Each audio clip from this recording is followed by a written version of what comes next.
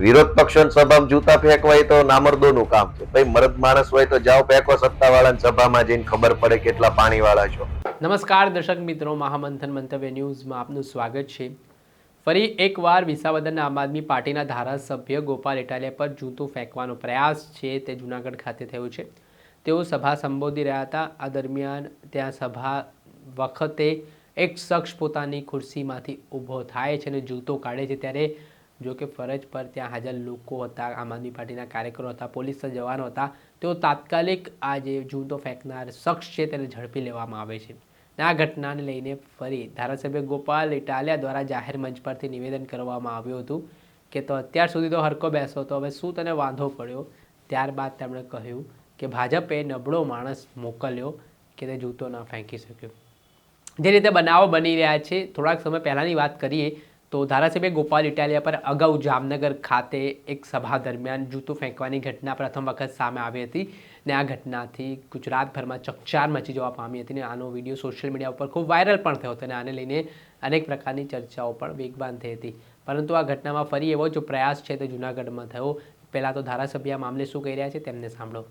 અમારી પરંપરામાં હાલની પરંપરામાં ફરક છે. અમારી પરંપરામાં અમારામાં હિંમત એ હતી કે અમે સત્તાને પૂછી શકતા, સત્તાની સામે પડી શકતા. આ તો કાયર માણસો છે. વિરોધ પક્ષોની સભામાં જૂતા ફેંકવા એ તો નામર્દોનું કામ છે. ભાઈ મર્દ માણસ હોય તો જાઓ ફેંકો સત્તાવાળાની સભામાં જઈને, ખબર પડે કેટલા પાણીવાળા છો. જ્યારથી વિસાવદરના ખેડૂતોએ ગુજરાત આખાની ભાજપ પાર્ટી અને ભાજપની સરકારને ઐતિહાસિક રીતે ભૂંડામાં ભૂંડી રીતે હરાવ્યા છે, ત્યારથી આ ભાજપ વાળા ઉશ્કેરાઈ ગયા છે કે આ ગોપાલ ઇટાલિયા જીતી કેવી રીતે ગયો.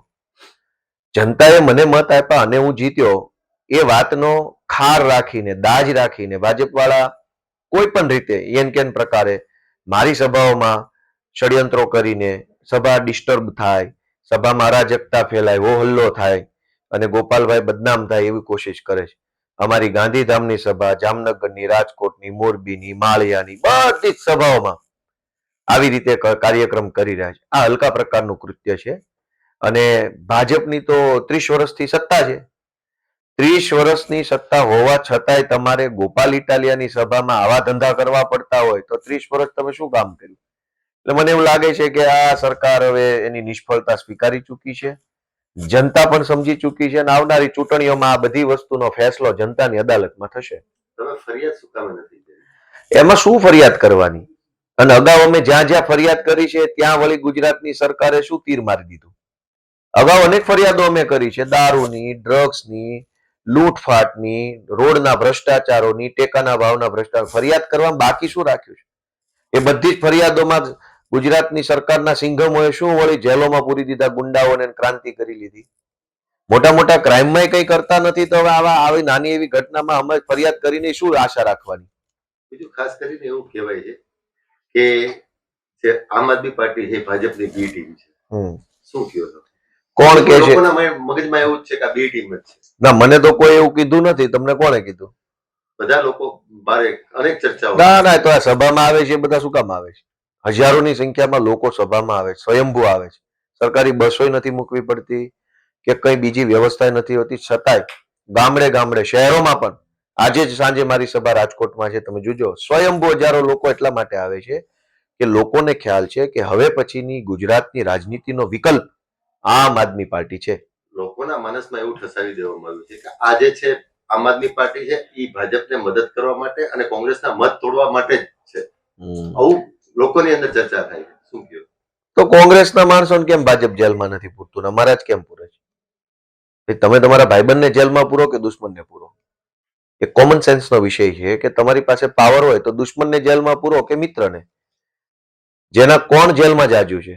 અમારા ચૈતરભાઈ, રાજુભાઈ કરપડા, રાજુભાઈ બોરકતરિયા, પ્રવીણ રામ, યુવરાજસિંહ, મનોજ સોરઠિયા, ઈશુદાન, હું, હરેશ સાવલિયા, રવિભાઈ ડોબરિયા, અમારી આખી પાર્ટીના તમામ નેતાઓ બે ગુના છે અને જેલમાં છે. કોંગ્રેસનો તો એક સામાન્ય કાર્યકર્તાને 151 થઈ હોય બોલો. સ્પષ્ટ છે કે ભાઈબંધ કોણ છે ભાજપનું અને ભાજપનો વિરોધમાં કોણ છે. આપણે સાંભળ્યા હતા ધારાસભ્ય ગોપાલ ઇટાલિયાને તેમનો જે રમૂજી સ્વભાવ સામે આવ્યો છે કે જેમાં જૂતો ફેંકવાનો પ્રયાસ જે વ્યક્તિ આવ્યો હતો તેનો નિષ્ફળ થતાં તેમણે જે રીતે હાલ કટાક્ષ કર્યો છે, તેના કારણે રાજકારણ પણ ગરમાવાની શરૂઆત થઈ છે. ત્યારે આગામી સમયમાં કઈ રીતની સ્થિતિ નિર્માણ પામે છે તે પડે પડને અપડેટો આપના સુધી પહોંચાડતા રહીશું. એટલે મહામંથન મંતવ્ય ન્યૂઝ જોતા રહો.